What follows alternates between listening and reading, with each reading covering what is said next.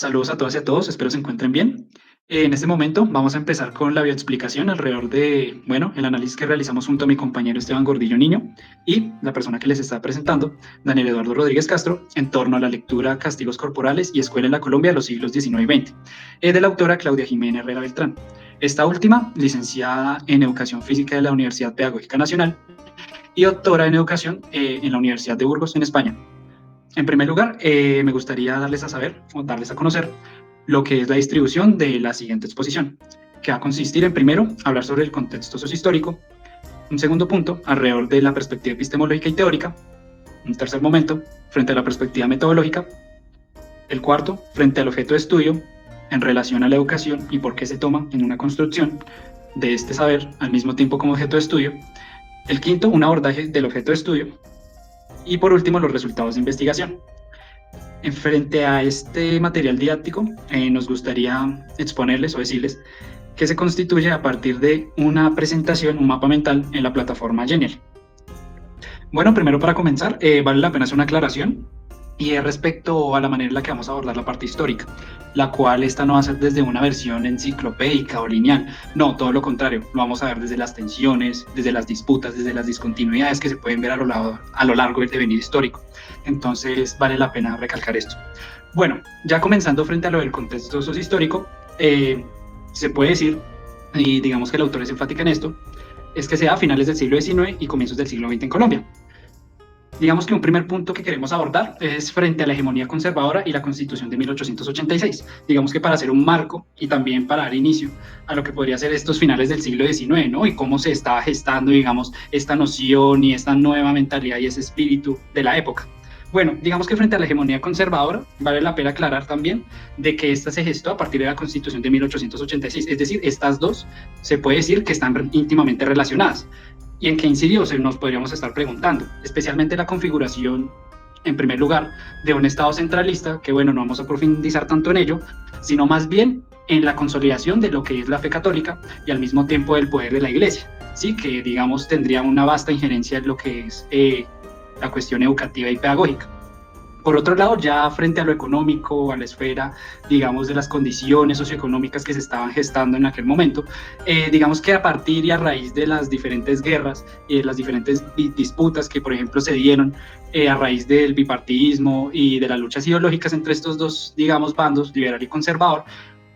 todo eso conllevó a una crisis económica bastante acentuada, donde, por ejemplo, el peso colombiano llegó a tener una inflación bastante alta, además de los estragos que se dieron a nivel, por ejemplo, infraestructural, en el nivel, digamos que no es nada irrelevante como son las vías que se perdieron, además de que las diferentes regiones estaban pasando por condiciones precarias.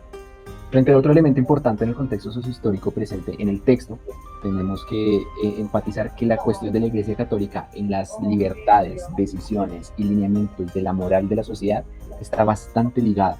a tal punto de que a través de la Constitución del 86, el concordato de la Iglesia Católica también, y los elementos propios de un gobierno de carácter conservador, la Iglesia tiene un papel fundamental a la hora de decidir qué tipo de instituciones se protegen, qué tipo de instituciones se promocionan y qué tipo de movimientos se intentan alejar. Es así, por ejemplo, en el caso de la educación, al llegar a la Constitución del 86, la Iglesia Católica toma un control importante a nivel educativo, dando así a conocer que en la educación debe mantenerse de ser gratuita, pero no debe ser obligatoria. Importante aquí entender esto. Continuando, frente a la categoría infancia, categoría que es muy usada a lo largo del texto, encontramos que la misma categoría ha sufrido toda una construcción histórica y social y cultural a través del tiempo. Si nos remontamos a aproximadamente unos 100, 200 años, encontramos que el infante es visto como un adulto en miniatura, que tiene ciertas responsabilidades igual que el adulto y que tiene que ser cuidado. Ya remontándonos a los Estados-nación, esta categoría cambia. Y en el contexto del trabajo, la categoría de infancia se ve como el niño debe ser conducido hacia una moral y hacia unos lineamientos para ser un buen cristiano. Importante aquí también que la escuela va a ser ese lugar donde se puede realizar este perfilamiento, este condicionamiento, si puede caber la palabra, y que la misma escuela va a tener ciertas tensiones entre las personas y lineamientos políticos que buscan que la educación no sea tan cercana a lo que es un régimen moral cristiano frente a los que deben y ven en el deber ser de la escuela un acondicionamiento hacia la condición de la cristiandad y las creencias. Bien, referente a la perspectiva epistemológica y teórica que se aborda en el artículo, se suscribe tanto como se analizó por parte de nosotros como lo que el autor en algunos apartados del texto nos deja ver, en una mirada arqueológica y genealógica desde las lógicas de Foucault, muy desde el postestructuralismo. ¿Qué significa que este texto se suscribe a una mirada de este tipo y esa perspectiva epistemológica? Lo primero es que está muy asociado a las teorías postestructurales y la forma en la que estas consiguen y entienden el mundo. ¿Qué quiere decir con esto? Debemos recordar que las miradas postestructurales cuestionan de forma clara y concisa y de tajante las miradas estructuralistas del mundo social, ya que ven y denuncian que las estructuras y entramados sociales no son naturales ni se realizan de forma natural, están construidas social y políticamente a través de relaciones del poder claras que generan estas tensiones para que estas formas de poder y estos entramados sociales se naturalicen. Además, critican que las estructuras vean al sujeto como a un individuo inconsciente y que deja actuar estas estructuras de poder. Claramente el sujeto no es ajeno a esas estructuras y las está negociando a cada rato, en cada momento. Importante aquí hacer esto.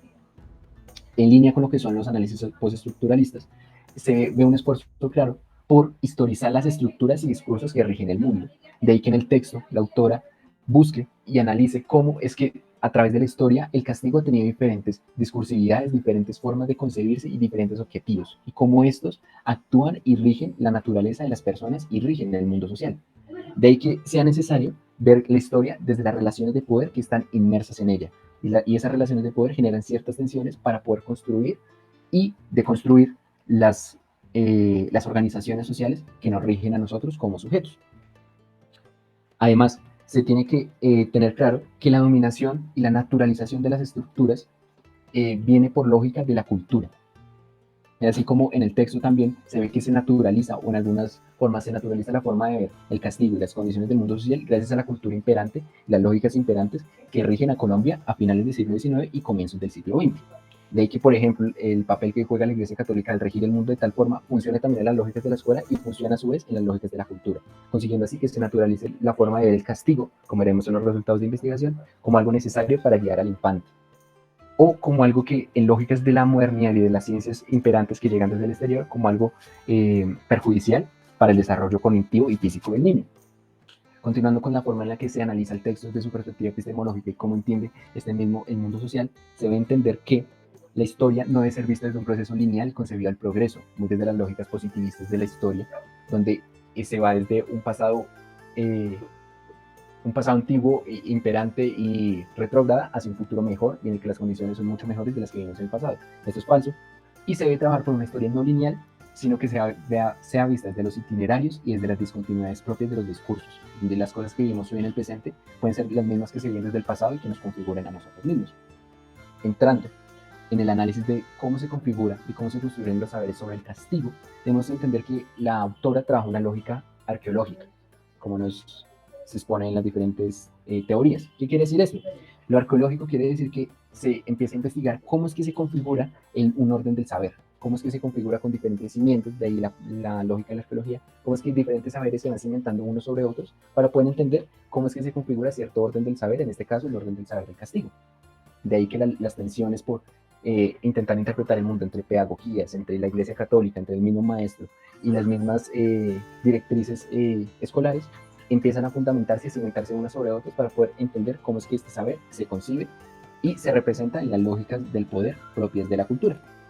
Bueno, por otro lado, frente al siguiente punto, en cuanto a la manera en que las relaciones entre diferentes pedagogías, actores e instituciones entran en disputa por el establecimiento de un discurso determinado y su implantación en la cultura escolar, eso se puede vislumbrar en el texto en cuanto a las tensiones y disputas que hay entre dos pedagogías, entre las que se encuentran las pedagogías tradicionales, las cuales tenían un corte bastante conservador y represivo, frente a las pedagogías nuevas, o también llamadas activas, las cuales tenían una concepción mucho más amorosa y comprensiva frente al infante y al niño, y la manera en la que se tenía que llevar a cabo los castigos. Bueno, frente a esta última, digamos que vale la pena explicar de que frente a las pedagogías tradicionales, el castigo era tomado como una manera en la que se tenía que ejercer violencia para poder redireccionar y guiar al infante hacia el buen camino, el cual era, bueno, como se podría tal vez predecir, el de la moral y la fe cristiana. Por otro lado, el castigo ya tomado desde una perspectiva de la pedagogía nueva, y también donde está inscrito un proyecto modernizador, se tomaba al infante como un ser, digamos, que también requería de amor, de comprensión y que también tenía que ser entendido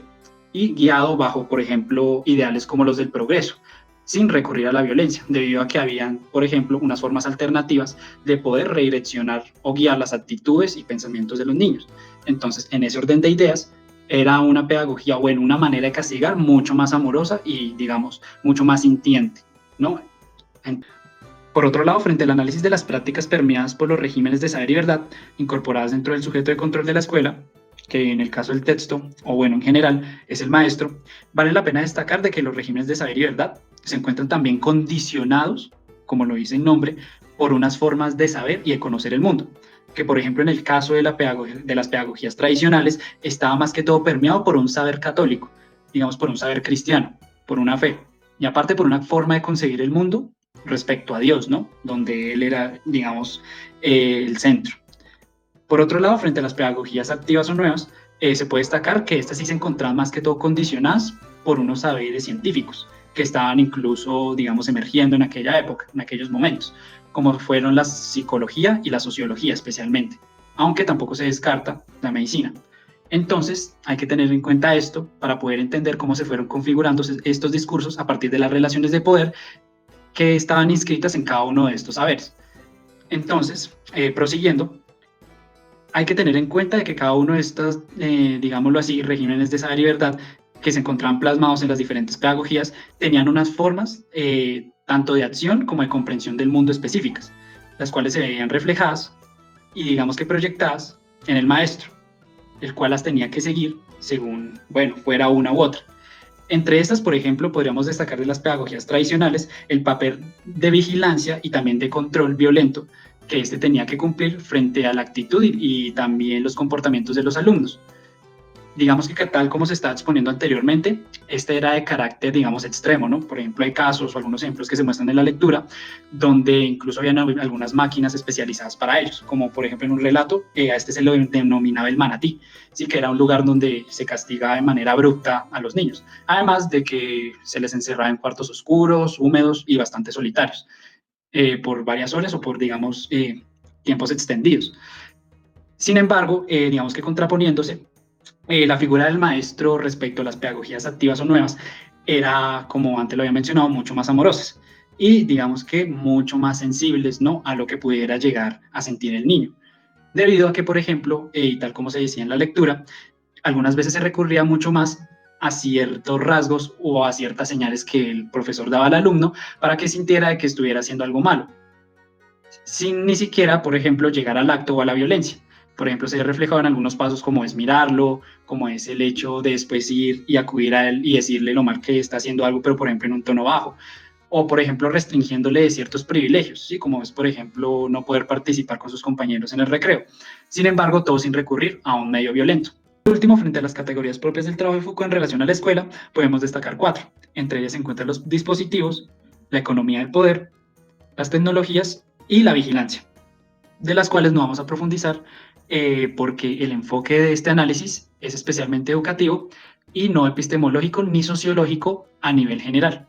Continuando con la perspectiva metodológica propuesta en el artículo, encontramos que para la autora y para poder ser coherente con su mirada epistemológica, importante saber que la epistemología y la metodología van de la mano, no se pueden separar,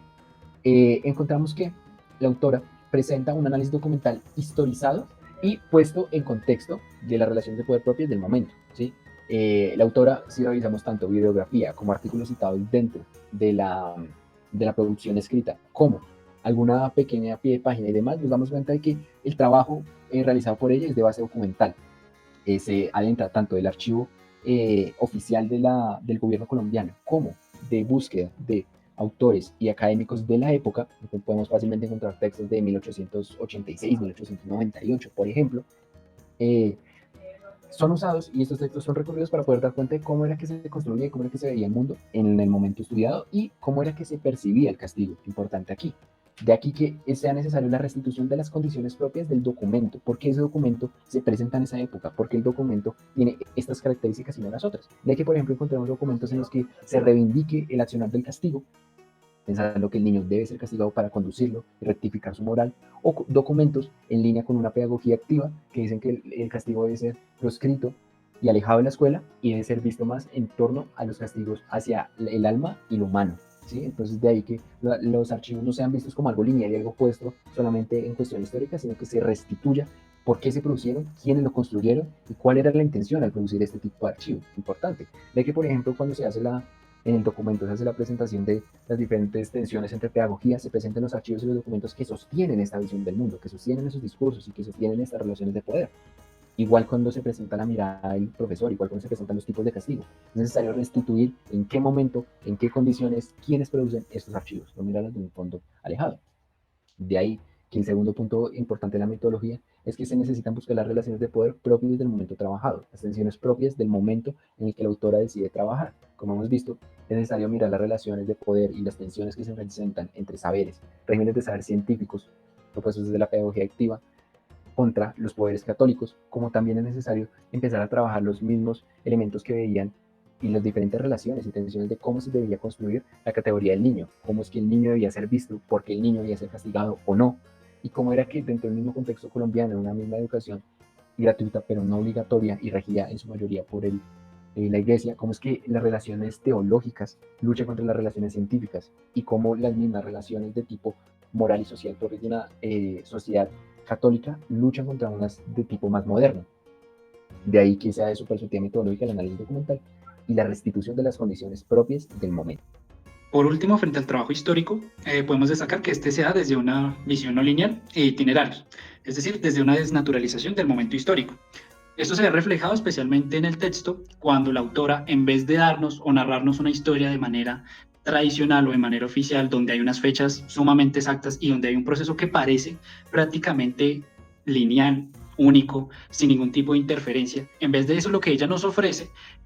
es un tiempo tanto histórico como social, donde hay una gran cantidad de disputas, donde hay una cantidad de intervenciones, donde hay una cantidad de disensos entre diferentes saberes y entre diferentes maneras de concebir el mundo. Es decir, entre los diferentes discursos que al estar atravesados por unas relaciones de poder específicas, se contraponen y lo que buscan es imponer lo que es un saber hegemónico, un régimen de saber. En todo esto, pues digamos, también podemos decir de que la historia, o bueno, la manera en la que ella aborda el castigo, lo hace ver como algo que jamás fue establecido de una manera unilateral. Es decir, podemos ver, digamos, en medio del texto que jamás hubo un tipo de régimen de saber que se impuso frente al otro. Hubo algunos momentos donde se retrocedió, por ejemplo, hacia unas visiones tradicionales, donde se superaron, pero volvieron, digamos, de diferentes maneras, se transformaron. Entonces es válido y digamos que es muy importante rescatar esto, ¿no? Porque de esta manera se puede decir de que los discursos no surgieron de la nada, de que las lógicas, las estructuras no surgieron de la nada, porque estas fueron producidas y construidas socialmente, tanto por los individuos como por aquellas organizaciones, aquellas instituciones, ya sean clericales o laicas.